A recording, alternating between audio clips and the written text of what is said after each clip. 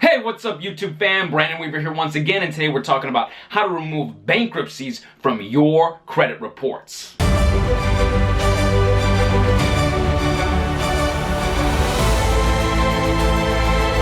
Alright, so you've gone through the unfortunate situation of having to go through bankruptcy. You stopped maybe creditors from coming after you, maybe stopped a repossession from happening, as a bankruptcy can stop repossessions. You've cleared out all the debt, Chapter 7s, whatnot. Got a fresh start. It's been the 6 months since your bankruptcy was initiated, since you went in front of the trustee. Boom, 6 months later, you got the letter saying that everything was discharged, you're good to go. But you still got bankruptcy on your credit report. Is that going to hinder you for the next 10 years of your life? It doesn't have to, and I'm going to tell you how you can remove bankruptcy from your credit report.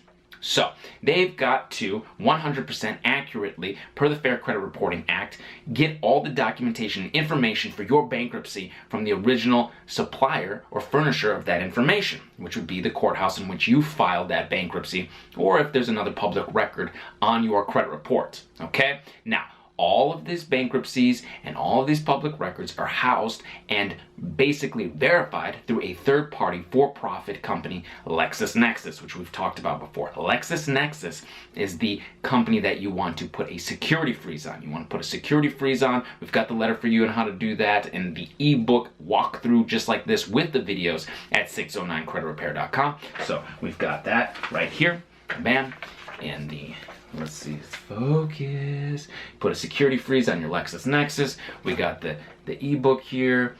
We got the video here for you to walk you through it. You can do it yourself, or we can do it for you at theawesomelifegroup.com. You can take a look at us. I always want to share the knowledge with you guys so you guys can do it yourself, save time, money, energy, and get the trade lines that you want for your business. You can travel the world with frequent flyer miles and credit cards. You can use credit in your name. You don't have to be trying to get all sorts of different ways of getting cash. You don't have to get that anymore. You can have credit in your own name. All right, you don't need co-signers. You can get your own loans for your car. You can get your mortgage and that sort of stuff. So, getting this bankruptcy off. So we put the security freeze on LexisNexis because that's where the big bureaus are going to verify it. Now, to enhance this, okay, you send a self-addressed stamped envelope along with a letter to the courthouse or a phone call to the courthouse and where you filed your bankruptcy, and you ask if the courthouse releases information to third parties like credit bureaus.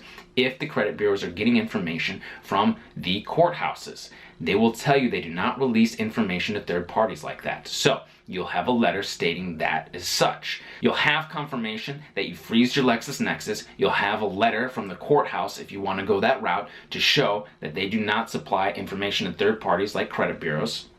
And then you can send in your dispute letters, your 609 dispute letters, directly to the credit bureaus to dispute your bankruptcy. All right, you can dispute your bankruptcy. If they keep coming back verified, you can then go to the CFPB like we had before, and you can file a complaint. Now, another little tip, trick, secret if you want, is you can clean up any old, inaccurate, obsolete addresses. Okay, addresses are also attached to inaccurate accounts like bankruptcies and public records. They have names and numbers and addresses attached to bankruptcy.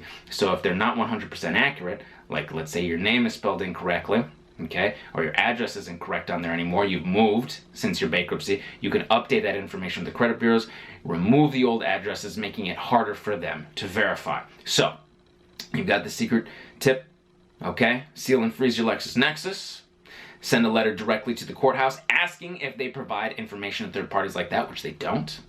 You can send your dispute letters directly to the credit bureaus, dispute that bankruptcy, dispute those accounts included in the bankruptcy that look negative, all right? And if you need to, you can file a complaint with the CFPB. And if you really need to, if the credit bureaus are not verifying it 100%, aren't showing documentation proof from the courthouse, you could always take them to small claims court. Now, if this video helped you out, please give me a like. Thumbs up, all right? Subscribe, hit the bell for notifications so you know the next time I go live, and I will see you on the other side.